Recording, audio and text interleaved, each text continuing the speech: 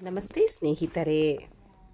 ಅಧಿಕ ಮಾಸ ಎಂದರೇನು? ಅಧಿಕ ಮಾಸದ ಮಹತ್ವವೇನು? ಅದರ ಪ್ರಸಿದ್ಧ ಕಥೆ ಏನು?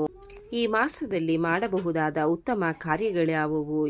ಈ ಮಾಸದಲ್ಲಿ ಮಾಡಬಾರದಾದ ಕಾರ್ಯಗಳ್ಯಾವುವು? ಅದರ ಫಲಗಳೇನು ಎಂದು ತಿಳಿದುಕೊಳ್ಳೋಣ ಬನ್ನಿ.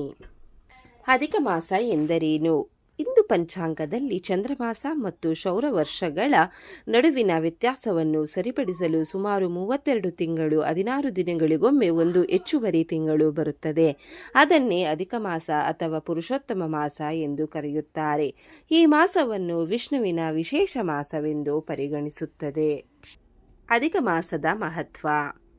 ಈ ತಿಂಗಳಲ್ಲಿ ಮಾಡಿದ ಜಪ, ತಪ, ದಾನ, ಪೂಜೆ, ಪಾರಾಯಣಗಳಿಗೆ ಅನೇಕ ಪಟ್ಟು ಪುಣ್ಯ ದೊರೆಯುತ್ತದೆ ಎಂದು ಪುರಾಣಗಳಲ್ಲಿ ಹೇಳಲಾಗಿದೆ. ವಿವಾಹ, ಗೃಹ ಪ್ರವೇಶ ಮುಂತಾದ ಶುಭ ಕಾರ್ಯಗಳನ್ನು ಸಾಮಾನ್ಯವಾಗಿ ಮಾಡುವುದಿಲ್ಲ. ಆದರೆ ದೇವರ ಆರಾಧನೆ, ವ್ರತ, ಉಪವಾಸ, ಭಗವತ ಪಾರಾಯಣ, ವಿಷ್ಣು ಸಹಸ್ರನಾಮ ಪಠಣ ತುಂಬ ಶ್ರೇಷ್ಠ. ಈ ಮಾಸದಲ್ಲಿ ಶ್ರೀಮನ್ನಾರಾಯಣನಿಗೆ ತುಳಸಿ, ಹೂವು, ದೀಪಾರಾಧನೆ ಮಾಡುವುದರಿಂದ ಕುಟುಂಬಕ್ಕೆ ಶುಭವಾಗುತ್ತದೆ ಎಂದು ನಂಬಿಕೆಯಿದೆ. ಅಧಿಕ ಮಾಸದ ಪ್ರಸಿದ್ಧ ಕಥೆ. ಪುರುಷೋತ್ತಮ ಮಾಸದ ಕಥೆ.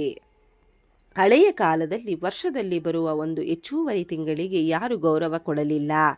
ಅದನ್ನು ಮಲಮಾಸ ಎಂದು ಕರೆಯುತ್ತಿದ್ದರು.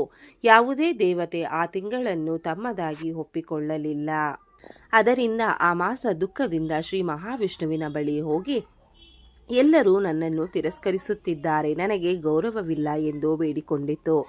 ಆಗ ಶ್ರೀ ಮಹಾವಿಷ್ಣು ಕರುಣೆ ತೋರಿ ಹೇಳಿದರು, ಇಂದಿನಿಂದ ನೀನು ನನ್ನ ಹೆಸರಿನಿಂದ ಪ್ರಸಿದ್ಧಿಯಾಗು. ನಾನು ಪುರುಷೋತ್ತಮ, ಆದ್ದರಿಂದ ನೀನು ಪುರುಷೋತ್ತಮ ಮಾಸ ಎಂದು ಕರೆಯಲ್ಪಡುವೆ. ಆ ನಂತರ ಈ ಮಾಸ ಅತ್ಯಂತ ಪವಿತ್ರವಾದ ತಿಂಗಳಾಯಿತು. ಈ ತಿಂಗಳಲ್ಲಿ ಮಾಡಿದ ಪೂಜೆ, ವ್ರತಗಳಿಗೆ ವಿಶೇಷ ಫಲ ಸಿಗುತ್ತದೆ ಎಂದು ಪುರಾಣಗಳಲ್ಲಿ ಹೇಳಲಾಗಿದೆ. ಅಧಿಕ ಮಾಸದಲ್ಲಿ ಮಾಡುವ ಉತ್ತಮ ಕಾರ್ಯಗಳು: ವಿಷ್ಣು ಸಹಸ್ರನಾಮ ಪಠಣ, ಭಗವದ್ಗೀತೆ ಓದುವುದು, ಶ್ರೀಮದ್ ಭಗವತ ಪಾರಾಯಣ, ತುಳಸಿ ಪೂಜೆ, ದೀಪದಾನ, ಅನ್ನದಾನ, ಏಕಾದಶಿ ಉಪವಾಸ, ಓಂ ನಮೋ ನಾರಾಯಣಾಯ ಜಪ. ಅಧಿಕ ಮಾಸದಲ್ಲಿ ಮಾಡಬಾರದಾದಂತಹ ಕಾರ್ಯಗಳು: ಮದುವೆ, ಗೃಹ ಪ್ರವೇಶ, ಹೊಸ ವ್ಯಾಪಾರ ಆರಂಭ, ನಾಮಕರಣ ಮುಂತಾದ ದೊಡ್ಡ ಶುಭ ಕಾರ್ಯಗಳು.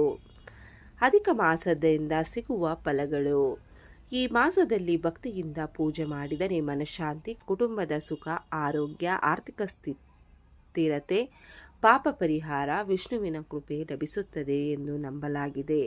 ಈ ಮಾಸದಲ್ಲಿ ಪಠಿಸಬೇಕಾದಂತಹ ಶ್ಲೋಕ: ಅಧಿಕೆ ಮಾಸೆ ಯತ್ಪುಣ್ಯಂ ತತ್ಪುಣ್ಯಂ ಕೋಟಿಗುಣಿತಂ. ಇದರ ಅರ್ಥ, ಅಧಿಕ ಮಾಸದಲ್ಲಿ ಮಾಡಿದ ಪುಣ್ಯ ಕಾರ್ಯಗಳು ಕೋಟಿ ಗುಣ ಫಲ ನೀಡುತ್ತವೆ. ಅಧಿಕ ಮಾಸದಲ್ಲಿ ಮಾಡುವ ದಾನಗಳು: ಅನ್ನದಾನ, ಬಟ್ಟೆದಾನ, ತುಪ್ಪದೀಪ ದಾನ, ಬಾಳೆಹಣ್ಣು ದಾನ, ಗೋದಾನ. ಸಾಧ್ಯವಾದರೆ ಗೋದಾನ ಮಾಡುವುದು ಒಳ್ಳೆಯದು. ಅಧಿಕ ಮಾಸದಲ್ಲಿ ಬರುವ ಏಕಾದಶಿ ಉಪವಾಸವನ್ನು ವಿಶೇಷವಾಗಿ ಮಾಡುತ್ತಾರೆ. ಇದರಿಂದ ಮನಃಶುದ್ಧಿ ಮತ್ತು ವಿಷ್ಣುವಿನ ಕೃಪೆ ದೊರೆಯುತ್ತದೆ ಎಂದು ನಂಬಿಕೆಯಿದೆ.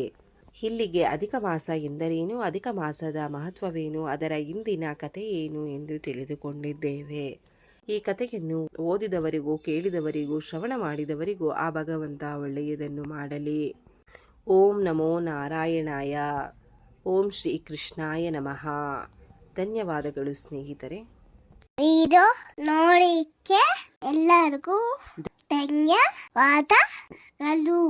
ನಿಮಗೆ ಈ ವಿಡಿಯೋ ಇಷ್ಟ ಆಗಿದ್ರೆ ಪ್ಲೀಸ್ ಒಂದು ಲೈಕ್ ಮಾಡಿ. ನೆಕ್ಸ್ಟ್ ಇನ್ನು ಜಾಸ್ತಿ ವಿಡಿಯೋ ಹಾಕ್ತೀವಿ. ಹಾಗೆ ನಿಮ್ಮ ಫ್ರೆಂಡ್ಸ್ಗೆ ಶೇರ್ ಮಾಡಿ ಮತ್ತೆ ಸಬ್ಸ್ಕ್ರೈಬ್ ಮಾಡಿ. Thank you very much.